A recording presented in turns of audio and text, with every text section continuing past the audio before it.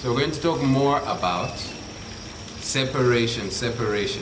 Realize that your mind melds into one stream of thought, and you need to manually separate your thoughts so that you can achieve an optimum ability to look, an optimum ability to observe. You shouldn't mix feelings with calculations. You shouldn't mix of course, I expect some people to struggle with this, right? Because a lot of people live their life based on their feelings. I think it's stupid. I think in order to be able to feel, you need to be able to not feel. In the same way that in order to be able to eat and enjoy the food, you need to be able to not eat and not enjoy the food. Food tastes the most magnificent when you're hungry. Do you see?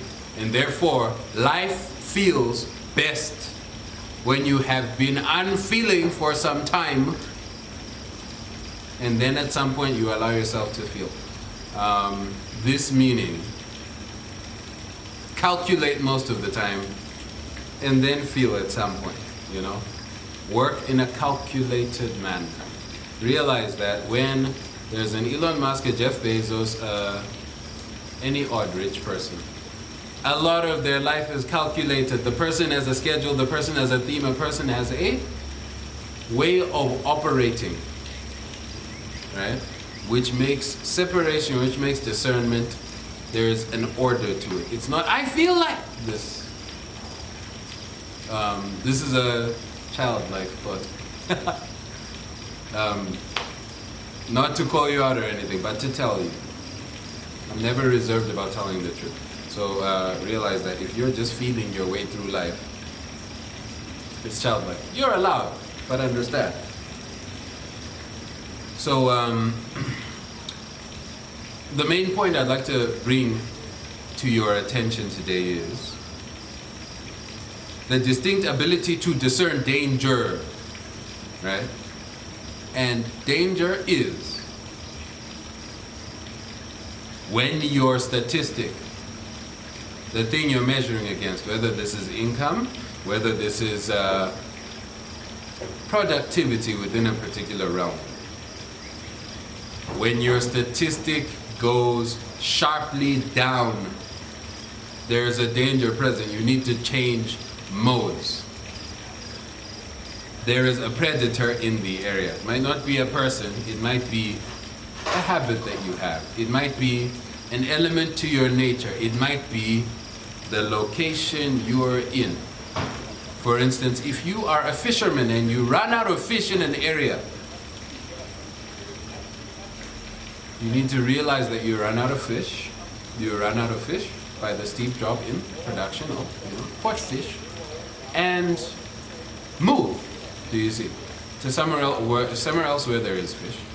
A simple example, but it applies everywhere in life. Same thing for income, same thing for,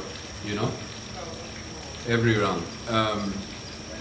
Lord, people have a tendency to shout at each other. Should I be recording for you? Let's see what happens. Now, one needs to, should there be a danger, at some point, stop and think about what the danger is, and also list down the ways in which there are dangers, because it is difficult to free yourself from a continuous stream of thought, particularly when you're coming from a good place to a bad one.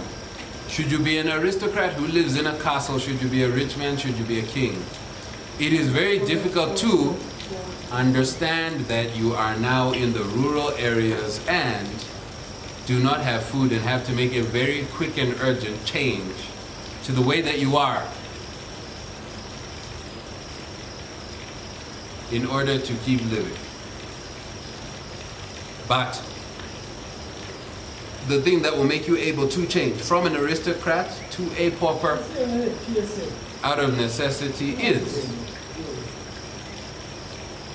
noting down, taking a moment to note down the ways in which you are in danger. I'll give myself an example. My income plummeted, from the last week. It was at a higher range, and then it plummeted to a lower range. And I've had to observe for danger, because I know that the sign of danger is that sharp decrease. A sharp decrease, not just a slight decrease. Don't freak out, by the way. Everything done with composure, yeah? Not sudden explosion of... It is a sharp decrease, meaning that it's gone from higher range to lower range. So, because of the sharp decrease, I know to observe for danger. It means I sort of look around and I see, all right, the ways in which I'm in danger are, my top clients, you know, I'm taking too long on making sure that the media house turns out their work. Okay, cool. Boom, boom, boom. Repair this. There's this area of my life which is stressing me, and it's sort of reducing my ability to perform. Boom, boom, boom. Repair this. Could be literal, even physical.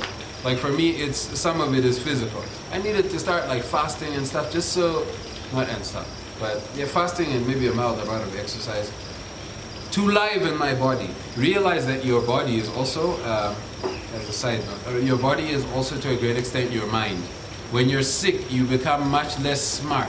I don't know if you've noticed that. If you're sick with a fever, so on and so forth, your mind is not like springing around and thinking new ideas, good ideas, how to work out of that.